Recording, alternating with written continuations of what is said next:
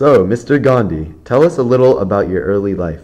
I know you studied in a prestigious law school in England. Was it your passion for justice that drew you to law, or did you establish your sense of justice during your law studies? Well, early on in my life, I was born actually in 1869 in India, and when I was 18, I moved to England to study law for 3 years, and I returned to India after passing the bar exam. And only 2 years later, I was offered a job in South Africa for a law firm to fight for a case. And at first, that was my only reason to be in South Africa and to live there with my wife and my kids. But after seeing much discrimination of the blacks from the white oppressors in South Africa, and personally being discriminated against, I gained my passion for justice in South Africa for 20 years, and I'm fighting for the rights of the blacks in South Africa. Wow. Can you share with us some wisdom on your idea of satyagraha?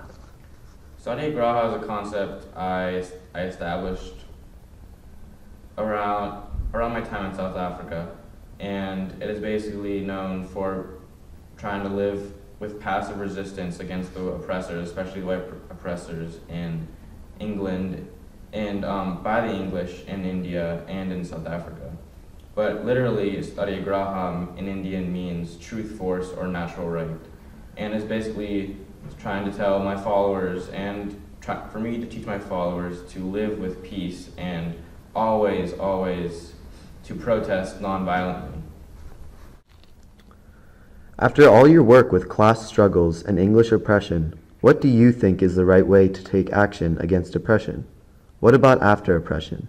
Do you feel that those who have formerly been oppressed should have the right to harm or oppress all of the oppressing race just because they have been harmed in the past?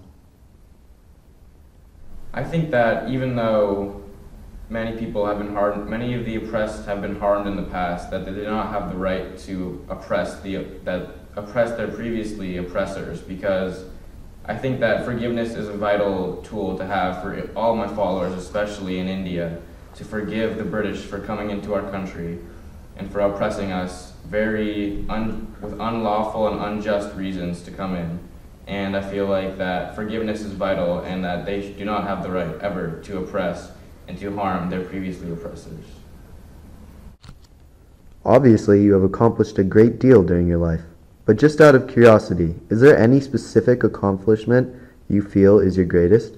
Can you talk a little bit about the difficulties you had achieving this accomplishment, and what is the greatest lesson you have taken away from it? My greatest accomplishment was to give freedom for my people in India. And I think a major lesson that I've taken away and I have taught to my followers is to always live with forgiveness, and that no one ever should be oppressed just by the basis of their skin color or their gender or their race. Do you have any final comments on Mugabe? How do you feel about his land reform policy and the treatment of whites in Zimbabwe?